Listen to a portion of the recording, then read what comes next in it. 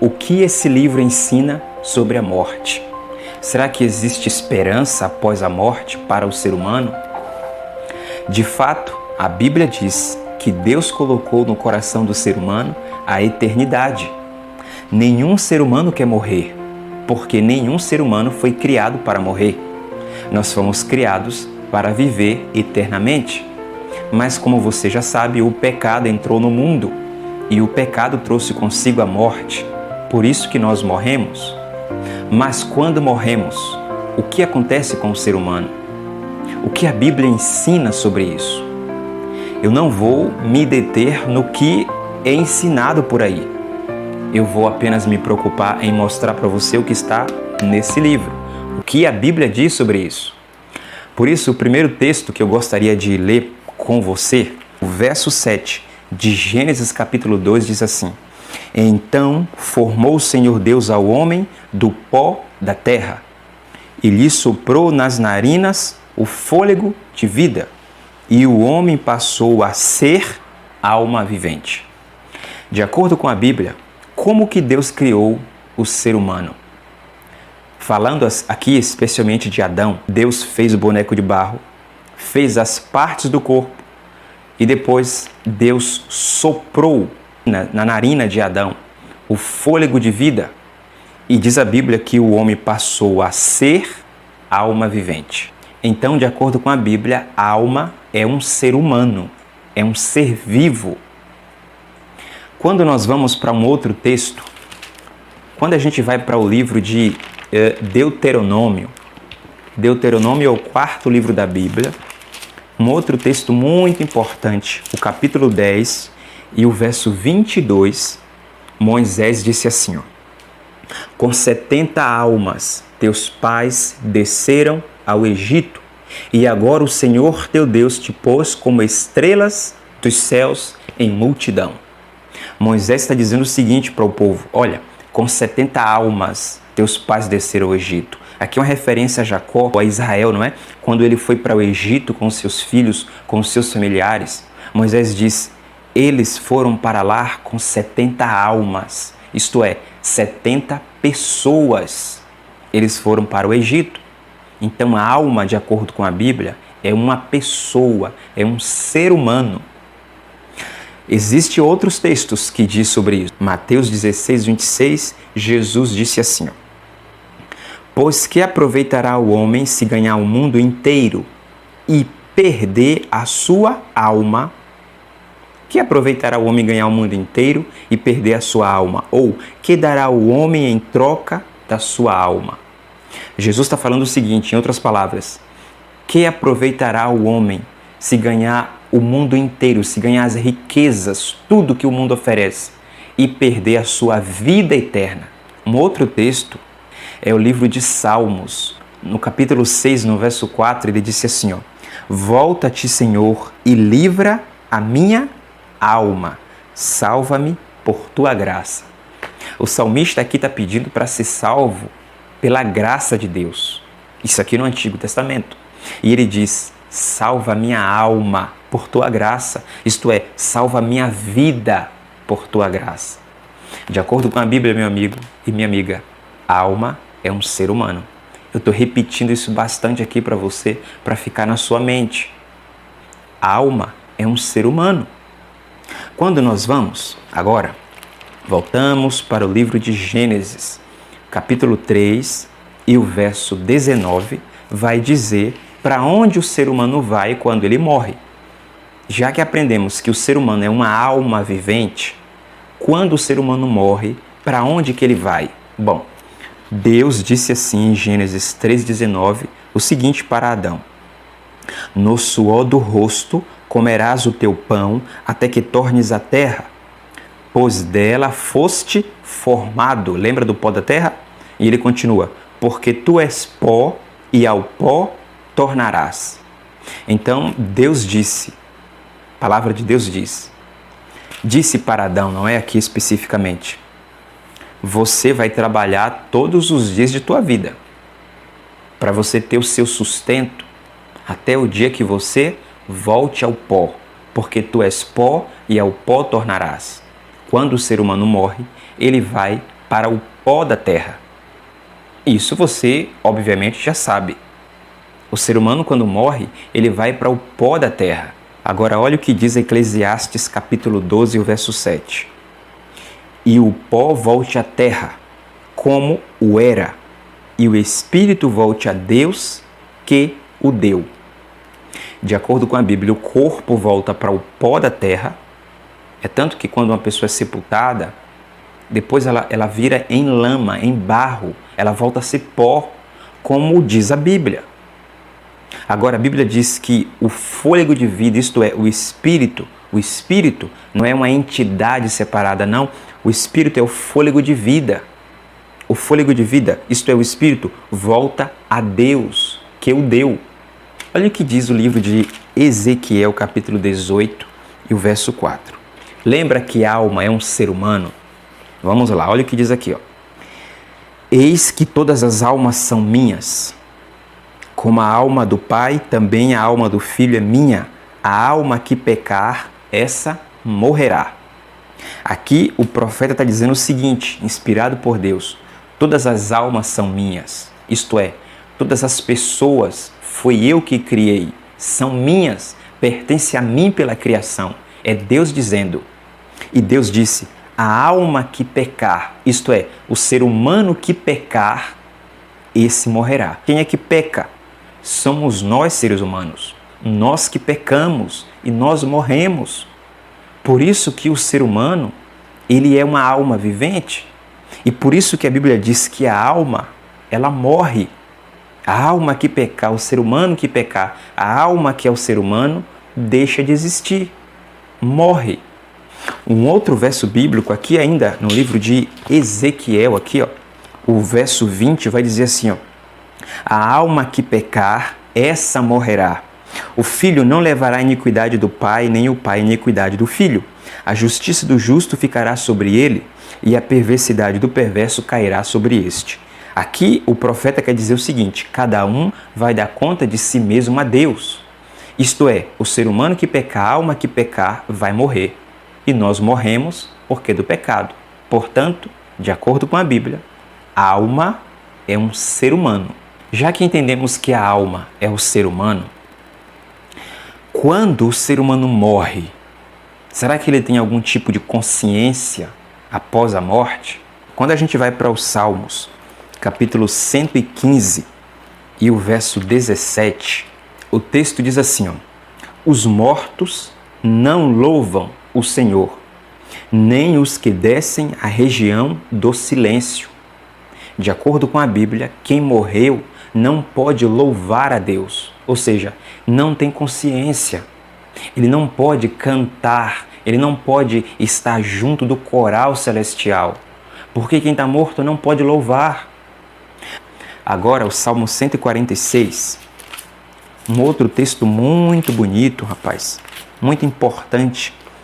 Salmo 146 e o verso 4 vai dizer assim, ó: sai-lhes o espírito e eles tornam ao pó.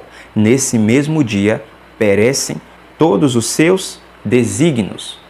Então, a Bíblia diz que quando o ser humano morre, o fôlego volta para Deus. Nesse mesmo dia perecem todos os seus desejos, todos os seus planos. Ou seja, o ser humano, quando morre, ele não tem consciência.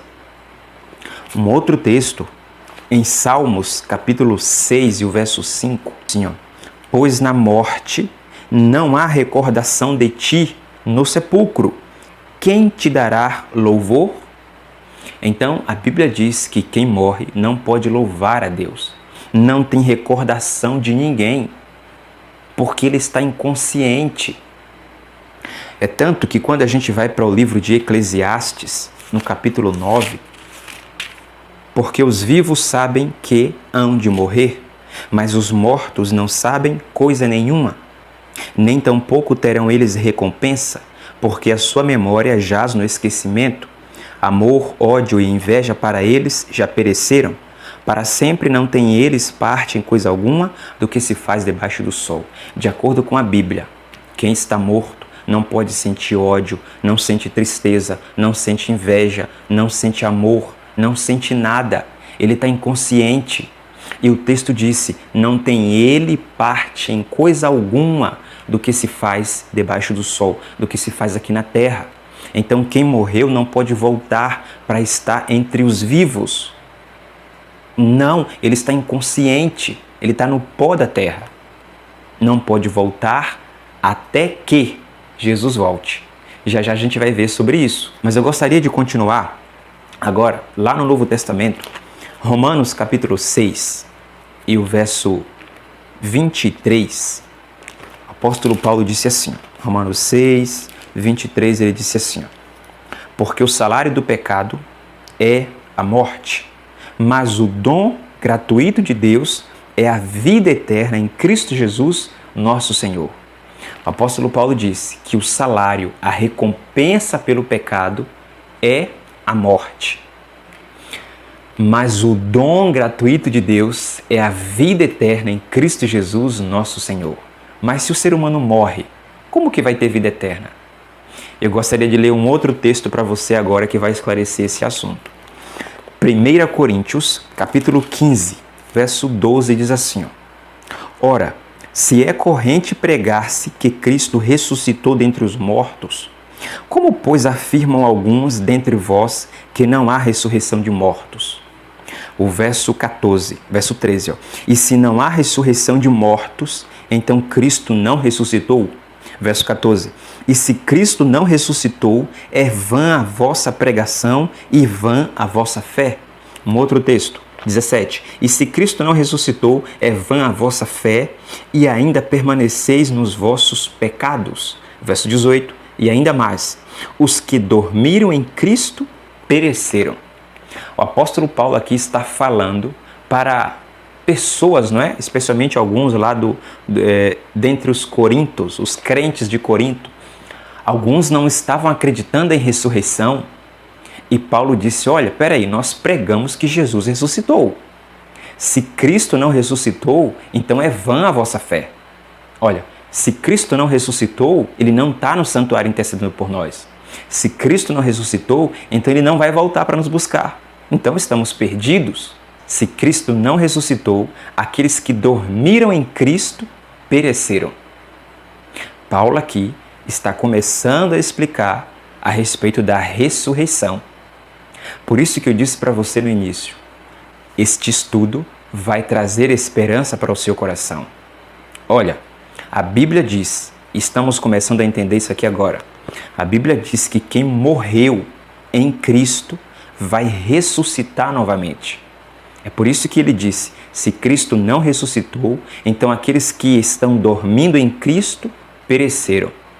Ou seja, se Cristo não ressuscitou, até aqueles que morreram salvos não serão ressuscitados.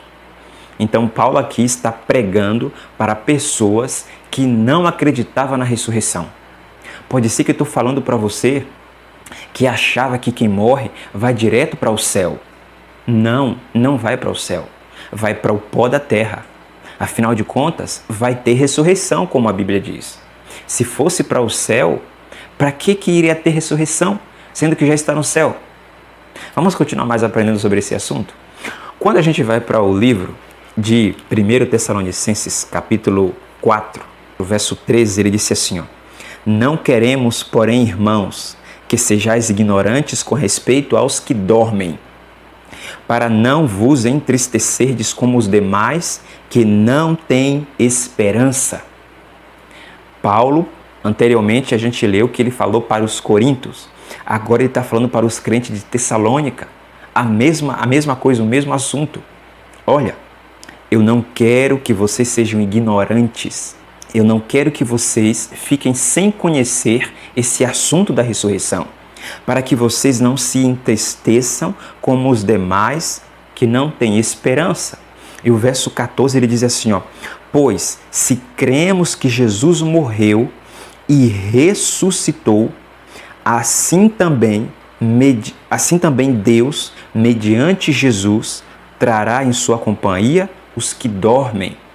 Paulo está falando aqui que quem está morto está dormindo. E o verso 16 ele diz assim, Porquanto o Senhor mesmo, dada a sua palavra de ordem, ouvida a voz do arcanjo e ressoada a trombeta de Deus, descerá dos céus, e os mortos em Cristo ressuscitarão primeiro. Então a Bíblia diz, de acordo com o apóstolo Paulo, inspirado por Deus, quando Cristo voltar, ele vai ressuscitar aqueles que morreram em Cristo, aqueles que morreram com a vida entregue a Jesus, eles ressuscitarão do pó da terra. Isso significa que eles não foram para o céu. Isso significa que eles não foram para o céu. Eles estão no pó da terra, descansando, como diz a Bíblia, dormindo, esperando a volta de Jesus. Quando a gente avança ainda aqui, lá para o Antigo Testamento, Daniel também falou sobre a ressurreição. Pode ser que você não conhecia sobre esse assunto. Daniel capítulo 12, Daniel capítulo 12 e o verso 2, ele diz assim, muitos dos que dormem no pó da terra ressuscitarão, uns para a vida eterna e outros para a vergonha e horror eterno. Daniel está falando que nos últimos dias, muitos dos que dormem no pó da terra ressuscitarão, uns para a vida e outros para a morte eterna. Ou seja, vai haver ressurreição, uns para a vida e outros para a morte.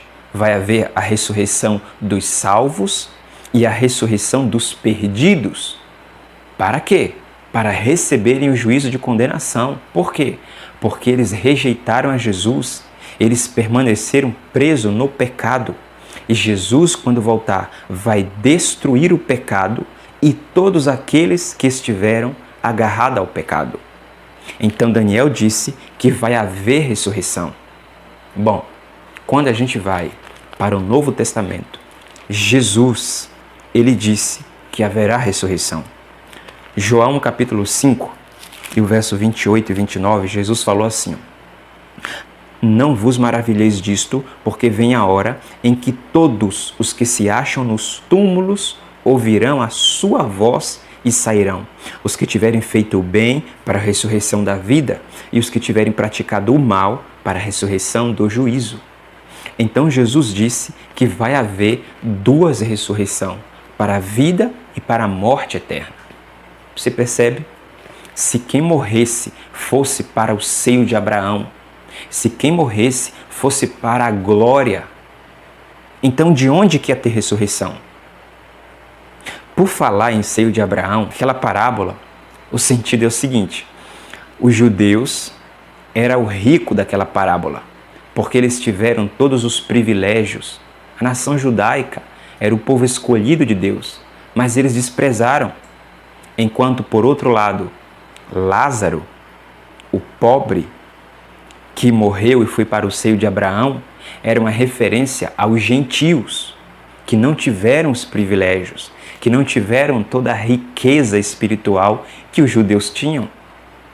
E muitos dos gentios que morressem na fé no Cristo morreriam salvos. Muitos pegam essa parábola como algo literal, mas existem algumas interrogações. Que tamanho que é o seio de Abraão para caber tantos salvos? E outra, se o rico foi para o inferno e Lázaro foi para o céu, você percebe que um estava se comunicando com o outro. Não tem lógica ser uma história real, porque dessa forma o céu e o inferno estariam muito próximos uns dos outros. E existem várias e outras interrogações que, se você ler atentamente a parábola, você vai entender que não é um fato literal, é uma história para ilustrar o que eu já falei para você. Quando a gente avança para o capítulo 11 de João, Jesus, falando a respeito da ressurreição de Lázaro, quando a gente vai para o capítulo 11 de João, a gente percebe que Marta acreditava na ressurreição. Olha o verso 24. Eu sei, replicou Marta, que ele há de ressurgir na ressurreição no último dia. Olha o verso 25. Disse-lhe Jesus, eu sou a ressurreição e a vida. Quem crê em mim, ainda que morra, viverá. O verso 26. E todo que vive e crê em mim não morrerá eternamente. Crês isto? Então aqui Marta acreditava na ressurreição e Jesus falou, olha, quem crê em mim, ainda que morra, viverá.